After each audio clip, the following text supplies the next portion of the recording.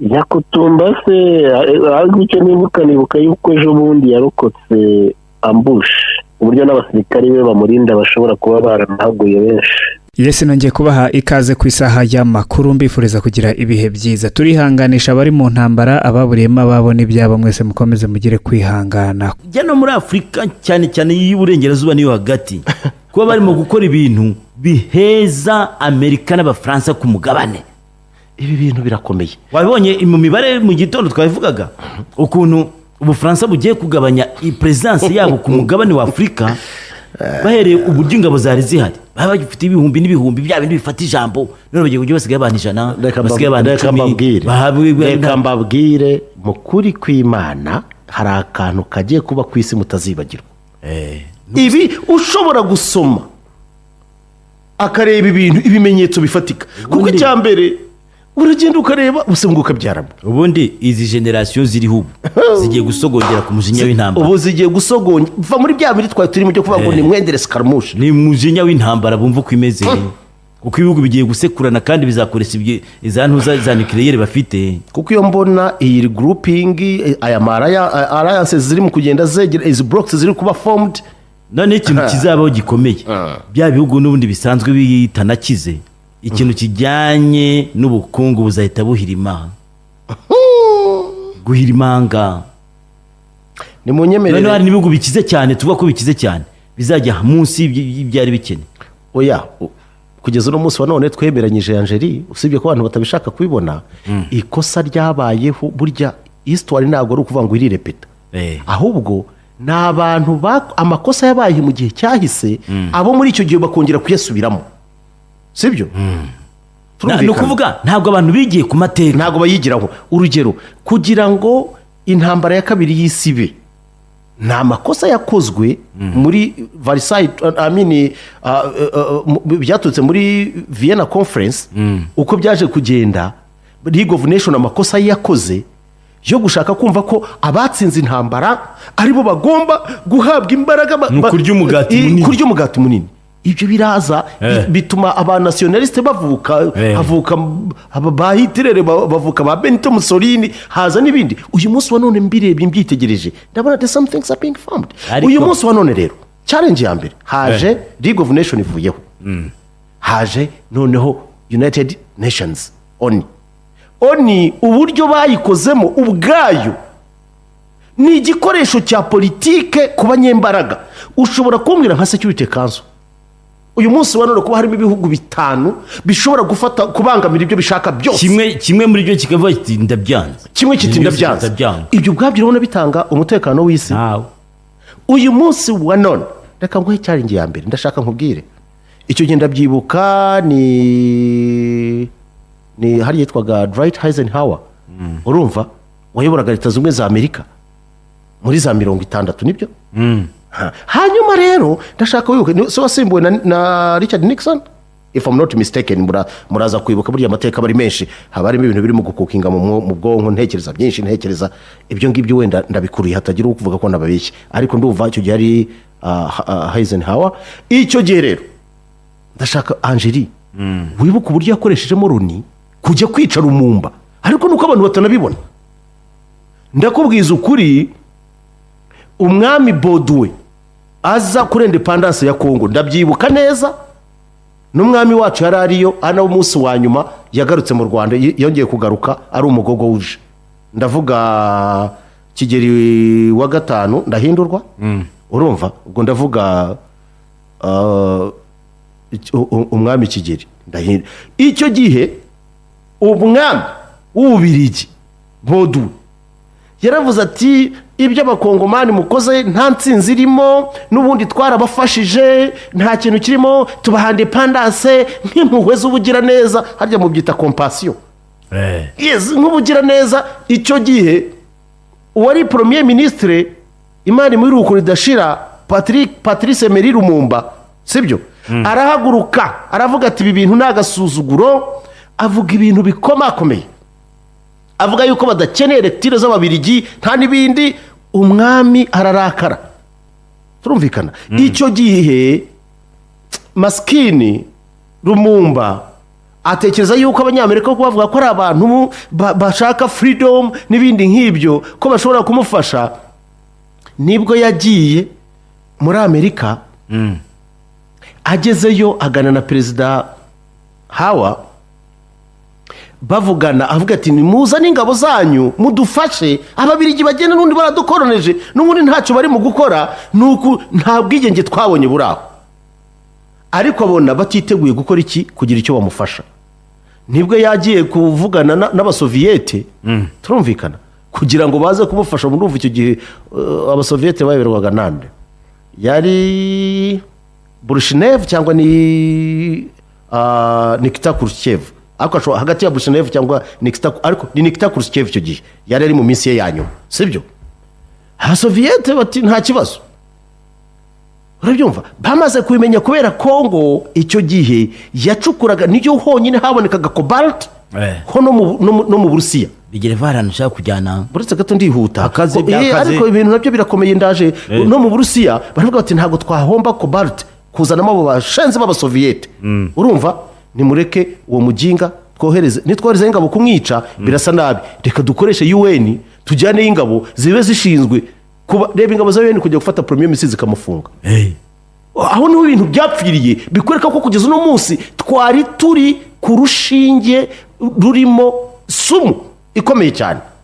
Ibi rero biratwereka iki? Biratwereka yuko isi uburyo bakozemo bajya za New Hampshire gukora systeme z'ubukungu, gukora ibyo bakoze byose, nta na rimwe byashoboraga gutanga assurance ku mibereho mu buryo bungana bw'abatuye isi. Ubu rero sasa we are going, turimo turabona impinduka zikomeye kandi zishobora kubaho. Impinduka zose zibaho ku isi zinyuze mu ntambara. Iyi ntambara ishobora kuza kugira ngo New World Order ishobore kujya in place. Thank you. Okay. Mamazi nze nkubwira ikintu ariko ndavuga yakubwiye ikintu cyo ntago nzi icyo urakivuga. Bamufashe ndetse kandi Yakutumba.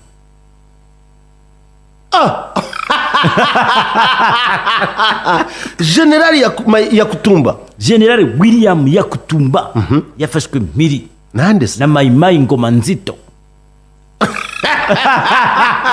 Aho ni muri Noro mu misozi miremire, ngira ngo nepfo bamufatiye mu mirwano ihanganisha amoko y'abafurero n'ababembe bo muri Itombwe. General Yakutumba yafatiwemo mpiri n'umutwe w'inyeshyamba za Maimai Ngoma Nzito ukorera mu gace ka Itombwe. Uyu mutwe wa Maimai wigambye ko wafashe mpiri General William Amuri Yakutumba. Ni buryo twamuri. Aha. Ukuriye rero umutwe yitiriwe wa Maimai Yakutumba wiganjemo abo mu bwoko bw'ababembe. Inkuru mu kinyamakuru Rwanda Tribune kivuga ko isoko nkomeze uretse gato banzu mbasa ni Mutara Rudahigwa cyangwa ni wagize ute witabiriye independence ya Kongo. Mutara Rudahigwa pfirya ni Mutara gatatu Rudahigwa, nyamara ashobora kuba ari ntoza Kigereza kwa Mutara gatatu Rudahigwa. U Rwanda rwabonye muri 1960 ni Kigeri. Ni Kigeri umuntu. Abantu rero muzajya musoma ntumbwe ngo nyamara nyamuneka ne Rudahigwa ya ni Kigeri ndahira ni Kigeri wa gatanu. Yes, ni Kigeri kuko icyo gihe nta bavuze ababigi bavuze ko atagaruka mu Rwanda. Aribwo yahitaga ajya kubunda. Okay. Ubwo nakubwira ko isoko y'iki kinyamakuru iri muri Itombwe mu ntara ya Kivu y'Amajyepfo. Ivuga ko inyeshyamba za Maimai Ngoma Nzito zemeje ko zafashe uyu General Yakutumba nkuko hari ijwi bivuga hano ariko rivuga mu Kibembe bakaba barisobanuye mu Kinyarwanda. Uyu muvugizi wa Maimai Itombwe yagize ati ubu nitwe dufite mu ntoki General Yakutumba, umukozi wa guverinoma ya leta y'u Burundi. Uyu Yakutumba yaramaze iminsi aduhiga ariko twamufashe mpiri kandi turasaba ko n'abandi barwanyi bamuri inyuma bamanika amaboko. Uyu muvugizi avuga ko iki gikorwa bagikoze bafatanije n'inyeshyamba za Red Tabara zimaze iminsi zihigwa na leta ya Gitega. General Yakutumba yaramaze iminsi yigamba ko agamije kwirukana abanyarwanda bo mu bwoko bw'abafuriro abanyamurenge n'abandi. Agasigeze numva nabavuga ko agomba kuza kuvanaho ingoma hano. Yego. Bantu be bakuraje sibo bazamutse. Nibo nyine abandi bakuraje kuzamuka umusozi. General Yakutumba kandi uvuka mu bwoko bw'ababembe aho kuva kera yahoze arwanya amoko atuye mu bice bya Itombwe ndetse na Fizi. Uwo rero ifoto ye nayibonye hano. bamuta muri yombi se? Oya bamwerekana dore n'uyu nguyu. Nongo ariko uzi ko hasa na Joseph Konye umwitegereje barasa pe General autoproclame yaryo yarayihaye nawe none za mayimayi ntayo sayo biha n'umutwe yarawitiriye wa Yakutumba. mayimayi Yakutumba. Ubwo rero ntabwo ari we. Reka tubitegereze nabo wasanga atanze itangazo ribavuguruza akavuga ati ndi iwanjye, avuga ati abo ni bafite ariko igihugu kiba kirimo akaduruvayo nkako Yakutumba agahaguruka akagira ingabo kanaka akagira ingabo buri umwe akanazitirirwa. Ubwo ntabwo ari iz'igihugu nize. gupfa kwa Lumumba niko kwateje ibyo byose. None se yari Kamara ako se Maisha se byadukundira? Maisha yaburiwe irengero sinzi ibibazo tubwira imibundanire hakurya hari cyangwa ararwaye niba ihari cyangwa idahari. ariko nyamara Maisha ashobora kuba arwaye uretse ko atagikoma cyangwa nawe Yakutumba mutaye muri yombi. Reka mugerageze ndebe. Mugerageze umuzane pe. Ariko rero Maisha ntajya akunda gukurikirana ibintu byo muri mu majyepfo. Ahubwo ikintu namenye za Beni hari ibintu byakaze. Essence iragura 10,000 by'amafaranga. Babitanu 12. Bwana Maisha nari ngiye kukubeshyera ariko reka mushyireho Maisha nari mubeshyeye Maisha Mayi karame nari nkubeshyeye ko Yakutumba ashobora kuba yagutaye muri yombi. ni kagripe kazamutse ariko nzaguha umuti wa gripe kuko nanjye yakundaga kunzahaza. nari maze kabiri. Pole sana kabisa ariko gripe yarateye muri iki gihe igufashe iragufata ikagukubita hasi ukagira ngo ni malaria. Iri vumbi nandaherutse kugwa imvura izamura ivumbi. Yiguye rero bitangiye guhinduka ubwo iba ari nyinshi. Hanyuma Yakutumba bamutaye muri yombi. Yakutumba se ariko icyo nibuka yuko ejo bundi yarokotse ambush uburyo n'abasirikari be bamurinda bashobora kuba baranahaguye benshi. Nyamara ubona hari abandi bitwa mayimayi nzito niba ari ngoma nzito irimo iratangaza ko imufite. Aya arimo arabeshya ngo Nzito ntabwo aramufata gusa yabaciye mu myanya y'intoki. Ariko se ngo Nzito we ni mu ntoki. Nzito ni umupfurero. Ni ababembe n'abapfurero barimo kurwana. Harya abafurero bavuga ikintu kimeze nk'ikinyarwanda.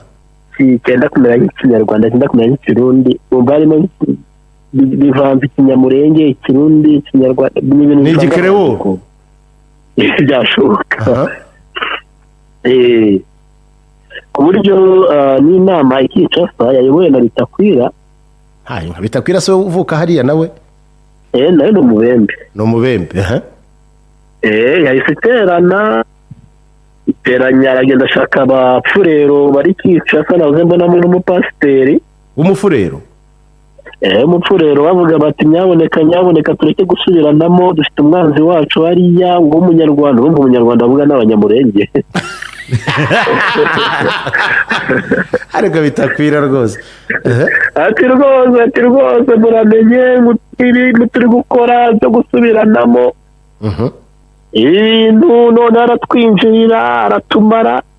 Inama yarangiye basabye impande ebyiri zihanganye kurekeraho kurwana ariko nkaba numvaga bagaruka ku kintu cyo kuvuga ngo guhindura amazina ngo y'utuyemo.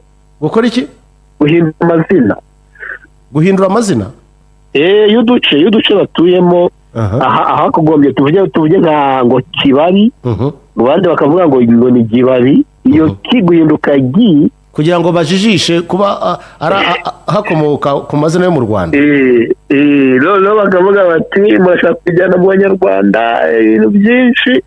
Ubwo rero nicyo cyo numvaga basa nk'aho bari kugarukaho ngo aricyo bari gupfa ngo baravuga ngo bumvikane ngo n'ubundi ngo bari muri Kongo ngo izo zaki ngo zikomeze zibe urumva tuvuge nka Giwanja byitwa Giwanja tuvuge wenda ni urugero ahangaha muri Nord Kivu turavuga wenda mu bice by'iyo ngiyo iwabo ukuvuga ngo Kanyabayonga bakita ngo Ganyabayonga. ibyo nibyo bari gupfa. ntabwo ubona i Bugande bavuga gatuna ahandi hakitwa katuna. Katuna, yego. Ubwo rero iyo ga bo bakavuga bati aho leta ni ikinyarwanda ko byose se ari bimwe. ka ni igikongomani. Urumva rero wenda bafitanye n'amakonfuri yandi, ariko icyo ngicyo cyo numvise basa nkaho bagaruka televiziyo Bitakwira n'abo bagenzi be. Urumva rero epfiriya aho intambara irakomeye pe. Ese Bitakwira nta mwanya bamuhaye noneho? Alo Maisha ndakumva noneho. Bitakwira nta mwanya bamuhaye? Bitakwira ni umudepite ubu ngubu. Yatowe mu nteko ishinga amategeko. Okay, hanyuma se atorewe Uvira. Hafi y'aho utuye hose nta kintu nta cyabaye? Hafi y'aho ntuye ejo Kanyabayonga amabombe yararangiye bwije. Reka da, havugiye bombe manzi imbunda zose zo ku isi ariyo zari ziyo zagiye. Hari umutigito. Reka da, ejo yiri umutigito kuva saa 11 kugeza mu mugoroba bwije. Kuva saa 11 za mu gitondo kugeza bwije cyane rwose. Habayemo kugerageza kwadivasinga biranga, none abandi baravuga bati muraturashisha ibyo bibunda natwe ntitubibuze. Ubwo za PM zirahinda ku mpande zombi, yaba M23 yaba FARDC bose bashugunya amabombe. Gusa abaturage nibo babigendeyemo. Ari mu mujyi wa Kanyabayonga batanu bo bahise bicwa n'ayo mabombe. Gusa muri iki gitondo abyutse ari karo, ariko ejo hiriwe ari umuriro pe.